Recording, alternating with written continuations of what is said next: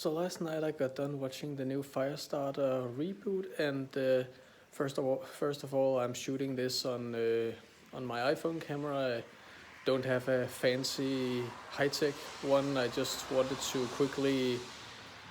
quickly tell you about my opinions, and not even gonna edit this because I'm so super unprofessional. So this is just gonna be a short, or it's just gonna be a one take, my opinions. So let's go. Well, this is one of the very few instances where I've actually read the book quite a long time ago, and watched the original movie also quite a long time ago.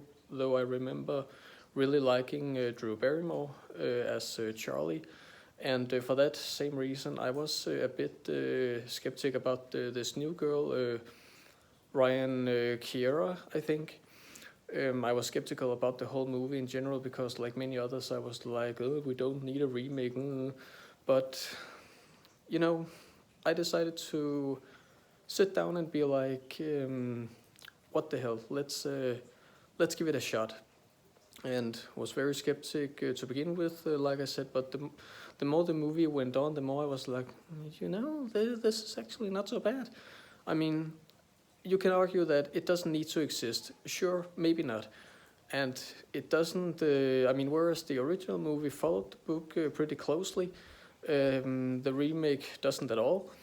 But on the flip side, I feel that it does what a remake should do, in that it tells the same story, but not beat for beat, because if it did that, you would be like, well, if it's the same movie shot for shot, but just with new actors and new special effects, why would I watch it over the original? So this movie doesn't do that. It tells the same story, some of the same beats. You can recognize where the story is going, but it tells the story in its own way, puts its own spin on it, and adds a lot of its own ideas. Like, I don't want to spoil too much because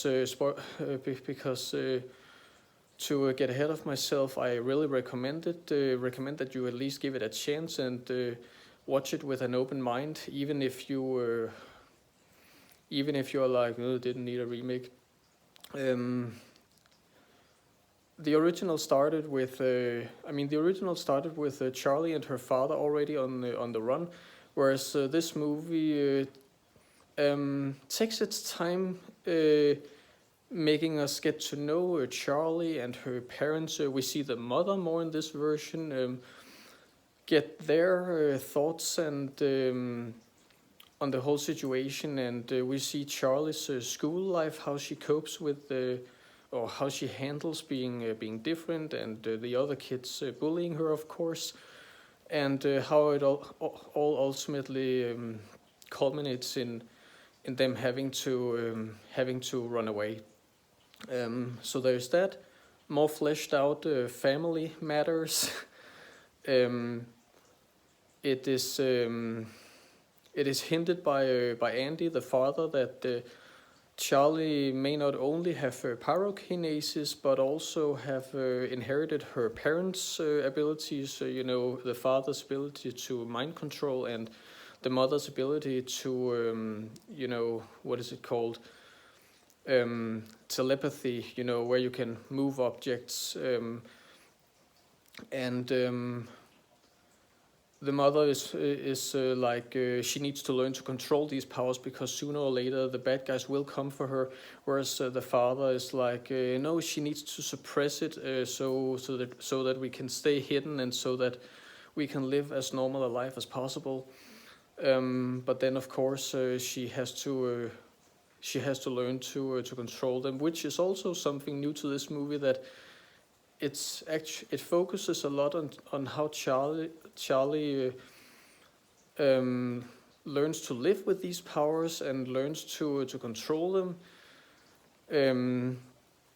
And in general, I feel that while she doesn't have the cuteness factor that Drew Barrymore had, I feel that we see another version of her here where she is she still has her vulnerable moments where the father talks to her about the value of life and stuff like that, and promises not to hurt others with her powers.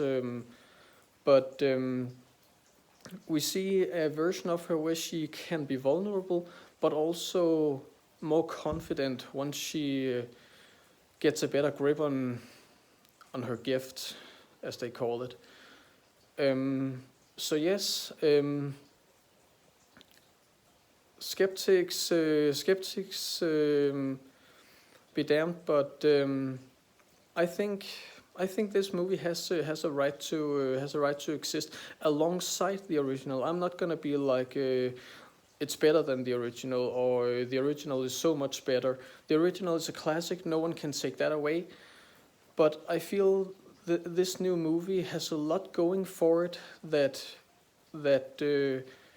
earns its right to exist. It tells a new side of the story, adds a lot of needed character, because I don't really feel that we got to know Charlie all that well in the original. I mean, we saw her and Rainbird hanging out a lot, but we didn't really get into the head of her, I felt, from what I remember of it.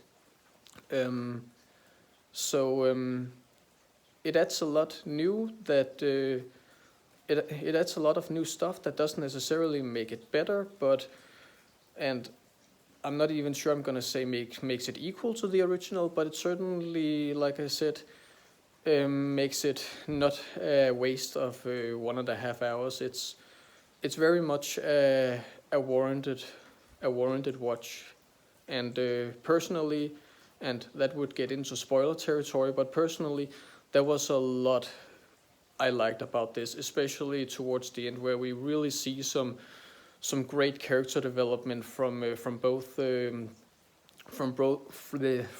Charlie and a certain other character that it would also be a spoiler to reveal whom. But so definitely recommend that you give it a watch. Don't listen to the haters. Go in with an open mind, and I'm sure that you'll find something you'll like. It's a really sweet story about a father and his daughter. So, yeah, talk to you later.